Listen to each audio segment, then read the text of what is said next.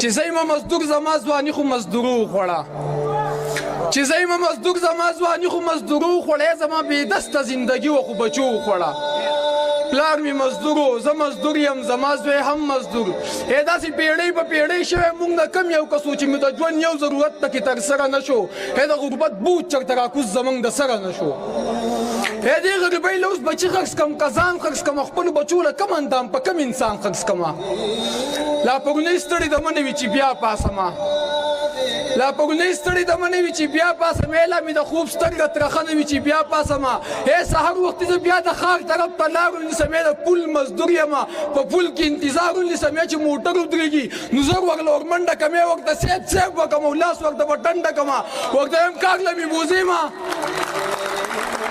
ورته یم کار له مې بوځېمه زه هر یو کار کولی شم زه د خپل کار نه علاوه تاله بېګار کولی شم داسې تمام ورځ چې تېره ستړی کور ته راشم چې بچي خوار ووینم ګویه لکه ګور ته راشم په تمام کال کې په موږ یو ورځ د مانځلو راځي بیا تمام کال په موږ غم د غم ځپلو راځي نساک صاحب موږ مزدورکاره خوشحالي هم په تېرو کې تېرو موږ مزدورکاره خو اختر هم په تېرو کې تېرو خو داسې مې یاد چې پخوا زه چې لا ماشوم وم په هېڅ نه پوهېدم نه مې د پوزې پاکول زده کړی نه مې پکتوک سم اغوستل زده کړي د پلار له پاتې شوم ډېر وړوکی د پلار له پاتې شوم ډېر وړوکی مور به مې هره ورځ وړو پنډو کې په تمام کلي کې جامې خرڅولي بچا به یې سپینې بچا سرې خرڅولي چې مزدوري به یې وکړه ښه به م خوړه چې نه به نو بیا سړه به م خوړه هر ماښام ستړي ماته به وه ډانګې په لاس غوټه یې شاته به وه ترېنه پنسۍ به لار کې سپو خوړلې یا شونډې به یې وچې یا سویلو خوړلې چې د ښه او بد په پوهېدو شومه زه د سکول د تلو او د راتلو شومه زه نو کتابونو له پیسې نه وې زما بستنه او جامې نه وې ما موږ ته چغې او سورې کړلې منډې به ما تر دروازې کړلې موږ به په منډه رایسا کړم او د سکول وړو ته به یې خوار کړم یو داسې وخت و چې زه پاس شوم زه داخل په بلې کلاس شوم بیا کتابونو له پیسې نه وې هم قلمونو له پیسې نه وې نو مالت ته مور مې قرض او داغ له لاړه د کلي هر خان هر خوار له لاړه چا پیسې ورنه کې ستومانه راغله لکه ګلۍ چې د اسمانه راغله کوټې ته لاړه صحیح په پټه راوړو پټ د پلو لاندې غوټه یې وړی لږ ساعت پسې کتابونه لاس کې بسته یې راوړه قلمونه لاس کې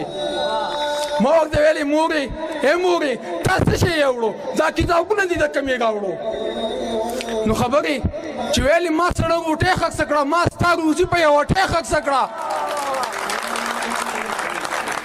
ویلې ما سړه غوټۍ خرڅه کړه ما ستا روزي په یوه ټۍ خرڅه کړه اسمان ته یې وکتل بیا وبړېده شپه په جړه خدای خبر څه ګڼېده خو بس دومره مې واورېدل چې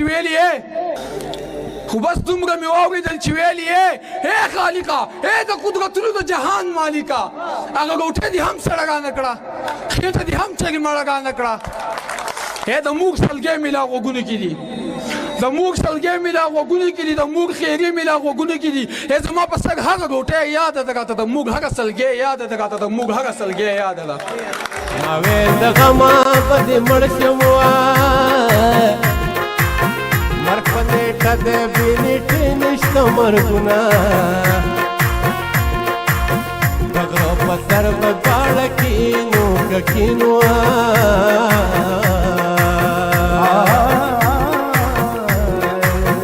په ګنډل کې زه به مزې درکومه په ما چې خاورې